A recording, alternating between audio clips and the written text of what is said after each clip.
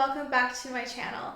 Today I'm going to be talking about something a little bit sensitive to people. So please, if you're easily triggered by anything like domestic violence or suicide or anything like that, mental illness, please click off of this video because I am going to be talking kind of heavy on these topics. So this is my first story time of my life and it gets pretty crazy. I didn't want to start off with such a heavy topic, but I really didn't know how else to start everything off. Everything really just stems and flows from my upbringing and how I was raised with my father and my mother. So growing up, I actually did have a suicidal father and a schizophrenic mother.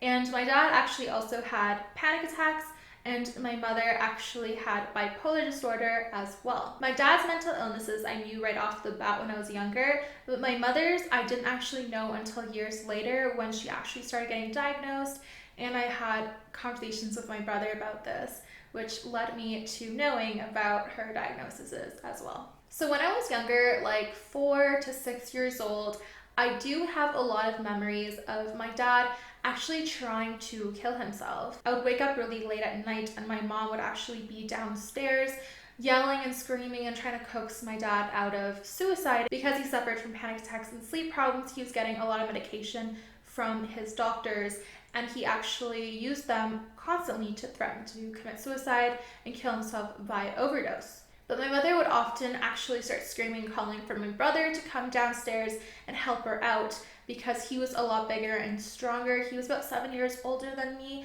and he could help out a lot more than I could or she could really do to try and stop my dad from just leaving the house with a bunch of pills in his hand and a jug of water. So this actually went on for several years, these suicide attempts that he would attempt to do late at night, and it never really stopped. I knew he was depressed and suicidal from when I was really little because my mom would talk about it all the time about his upbringing. She would say he was depressed because this happened when he was younger and that happened when he was younger. And she also said that his dad committed suicide by jumping off of a roof. So I don't know if suicide can run in families, but at least in mine, it seems to do that. So my dad wasn't a very stable person. Anytime he ever had to do anything important or for the family and that he was given some responsibility to do, I would always see him stressing out. He was smoking constantly and his hands would just shake like crazy when he actually had something that he had to do, and he would just freak out over it. I remember asking my mom about this and she just said he just has bad nerves, but I think he was just really stressed all the time. And he did get diagnosed with panic attacks and he did actually see a therapist for this as well. So this is just something that was ongoing for years and years when I was younger, but my mother's schizophrenia was really where the stories kick in. During my childhood, you could actually say that she was a pretty normal woman for the most part,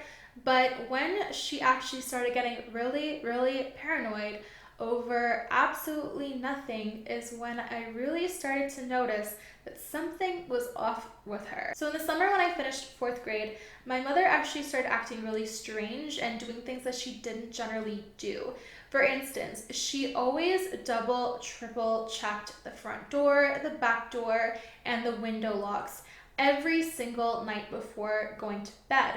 And at first, these things seemed kind of normal, like you're just worried that something's gonna happen. We didn't live in the best of areas, and there was actually a lot of gang violence that went on there, but still it was kind of weird because we'd been living at this house for a few years and my mother just had never done stuff like this before. She actually progressed to starting to put sheets over our windows, even though they already had blinds, to give added coverage so that no one could see inside the window. If we had a window open, my mother would actually get really mad at us and tell us to close it because people would be looking inside, or they could shoot a gun bullet and it would go into the house or something like that. Like she was just really paranoid and she was freaking out over every little thing when it came to doors and windows. I actually remembered being very concerned when she started spending more and more time before going to bed checking the doors and the locks and the windows on every single window and door. She would double check, triple check, quadruple check, and then she would get up like 10 minutes later after being in bed for 10 minutes to redo her checks. It was getting really bizarre, and I knew that this was strange, but I just did not know why she was being so paranoid. There's nothing that should have triggered her to be as paranoid as she was being. It wasn't like there was anything freak incident that happened locally or anything like that for her to act the way she was. Nothing traumatic could have triggered this, in other words. But this is just kind of what was happening on a day-to-day day. My mother would go and check the locks before bed, go to bed, spend 10 minutes, go back and check, and then I would see her starting to peer through the windows and the doors when she'd already double, triple, quadruple checked all of the doors, the locks, everything, and she was checking like, what is that over there?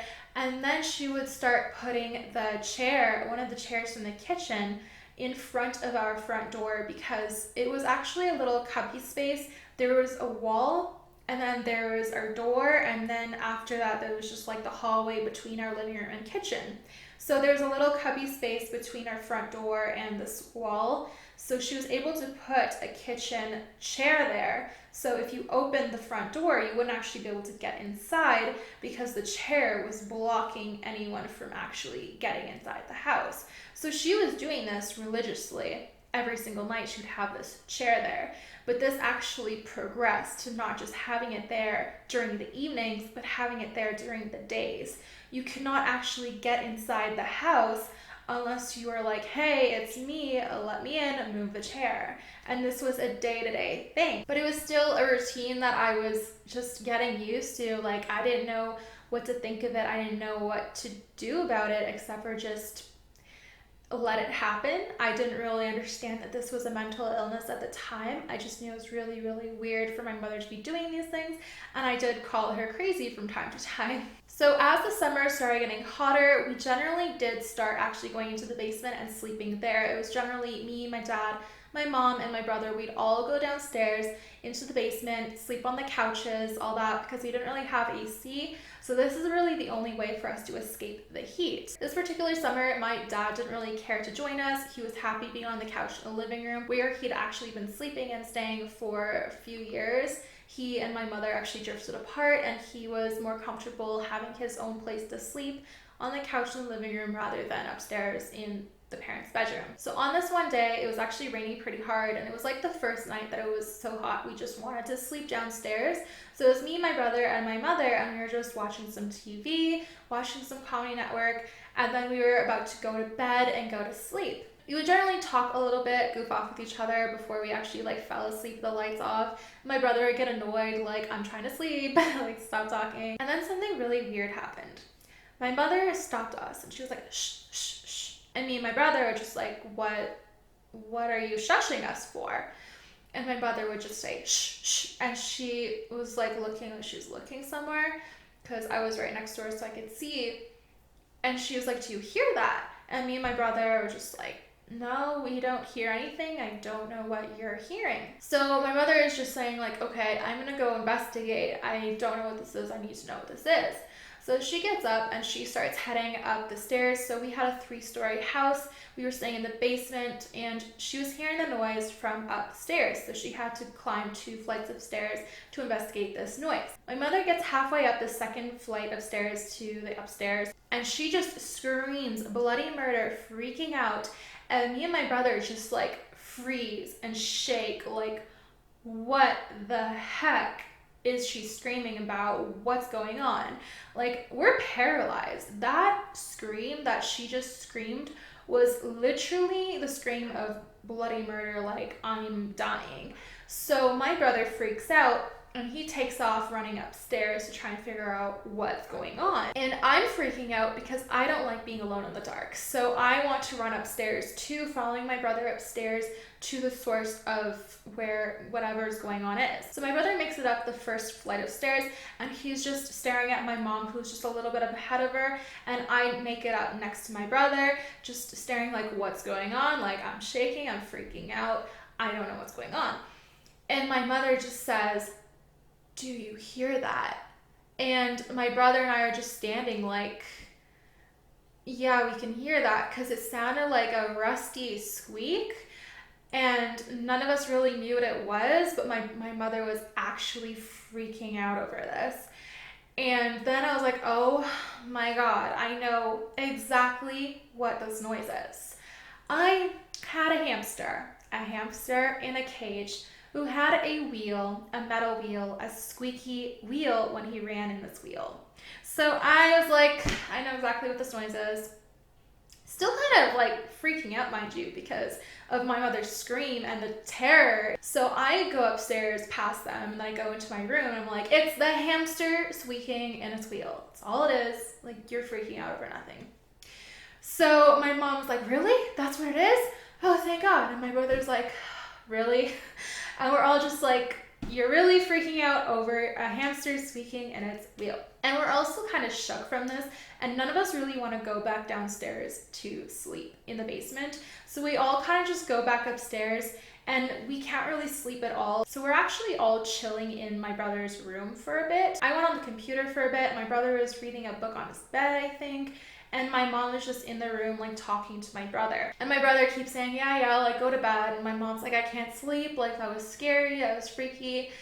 And then she starts getting a little bit crazier. Like I already said earlier, it was actually a very, very rainy night. And my brother was like, do you hear that? Like, we're in my brother's room. I am not making this up. My mom's like, do you hear that? And I'm like, that's the rain. Like, it's raining. It's hitting the roof. She's like, no, shh, shh, shh. And she's like, there's someone in the attic. There's someone upstairs. And I'm like, really? That is legitimately the rain that you were hearing. Like, I hear it too. It's the rain hitting the roof pallets on the roof of our house. And my brother's like, what are you doing, Mom? Like, you're being crazy right now. She's like, no, there's someone in our house. There's someone upstairs in our house in the attic or something. And she's legitimately freaking out. And even though rationally, like, I know it's the rain, like, she's making me freak out because I'm like, this isn't normal. Like, why is she acting like this? She's been acting like this for days, weeks, being insane. And now she's saying that there's someone in the attic or upstairs or something when it's clearly raining and that's what's causing the noise. My mother takes one of my brother's textbooks from his dresser and she takes it to the ceiling. She smacks the ceiling, the roof with it. And she's like, who's in my house? Get out of my house. Like, smacking the ceiling with my brother's textbook, like, fiercely. Like, she's actually, like, booming, like, demanding voice, get out of my house. And we're just sitting there, like, are you insane? There's no one there. That's the sound of the rain. It's raining right now. And she's just low-key freaking out. And I don't even know, like, what to say to her at this point because I obviously know it's the rain. She's freaking out. She thinks there's someone in the house. And my brother is just like, you're being honestly insane. And I don't really remember what ended up happening after that. We did all ended up going to bed, and she finally, I guess, understood that's just the rain. There's no one in your attic, ceiling, roof, nothing. There's no one there. It's just us. But that was honestly a really scary situation for me and my brother. And to be honest, we didn't know she was schizophrenic at this time. I did end up finding out in a later event, which I will go into at another time, but we didn't know, like, she was mentally ill. Like, I knew she was crazy at this point after this event. Like, I knew, how could she not be losing her marbles? Like, she's legitimately insane for doing all of these crazy things, like checking the locks constantly and telling us not to even open our windows because we can get shot at if we do that, and to be putting the chair in the foyer to block anyone from coming in, even your own family members, and just freaking out over these little things with literally no reason to be doing them, to be honest. But that's where I'm going to be leaving it today, is this little story time and the preface of my parents and their mental disorders, because after this episode I get to tell you in chronological order my story of how everything flows from there. And trust me, everything gets way crazier. So again, if this is delicate topic subjects for you guys, please don't watch my Storytime series at all because I really do talk about this stuff a lot. But anyways, if you like this video, please give me a big thumbs up. And as always, if you like this video, please subscribe, turn the notifications on down below, and I'll see you guys next time with another video. Bye for now.